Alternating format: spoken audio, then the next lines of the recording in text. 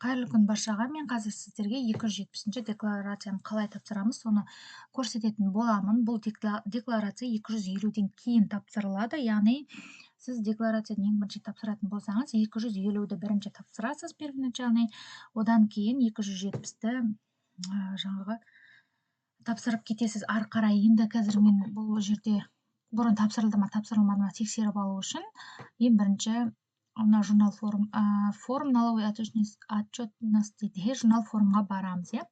Осы жерден найти батырмасын басамыз, төменге қарай түсеміз. Мінекей қараймыз, бұрын бұл кісіде 250 тапсырылған. 250 тапсырылған принят болып, одан кейін 271-ші первоначальный тапсырылған. Ары қарай енді қараймыз, 2023-ке тапсырылған. 24-ші жыл дұрыс, қазір 2025, 24-ші жыл үшін тапсырамыз.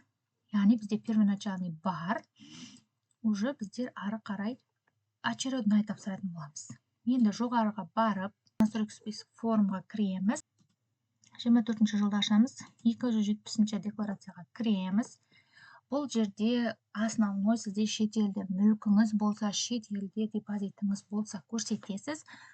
Ал ондай ешқандай жаңағы мүлік депозит сізде болмайтын болса, тек қана осы жерде жаңағы жалғастыру арқылы тапсырасыздар, яғни ештеңе көрсетпейсіздер да, ешқандай құжат дәлелдеп керек емес.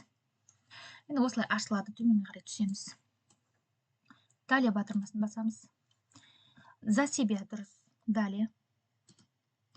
Мінекей жаңа мен айттым, бізде первоначальный бар, мен енді очередной тапсырамын. Далее.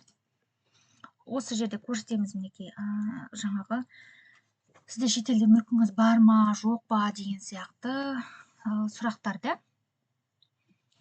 түсінбесеңіздер қазақшаға қойыласаңыздар болады. Енді мен бұл жерде ештеңе белгілемеймін, ештеңе жоқ. Ары қарай міне код орган, яғни бізде ИП қай жерге тіркеліп тұр, сол жердің кодын жазасыздар. Выбрать дейсіздер, мінекей қойылды. Мына жерге екеуіне де галочка қоясыздар, яғни согласие бересіздер.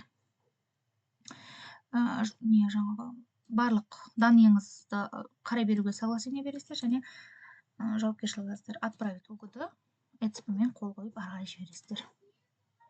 Енді ары қарай міне жаңа тапсырған отчетымызды бір тексереміз. 270 очередной, міне период 2024 үшін дұрыс. Ал 2023 үшін бар дедік. Не подлежит разноске деп тұрады. Бұл жері дұрыс осылай тұрады. Себебі біз оның ішінде ешқандай жаңадай депозит, мүлік деген ештеңе көрсетпедік. Сол үшін осылай тұрады. Бар болғаны осы, баршаңызға сәттілік. Каналыма жазылып, видеоға лайк басып кетіңіздер.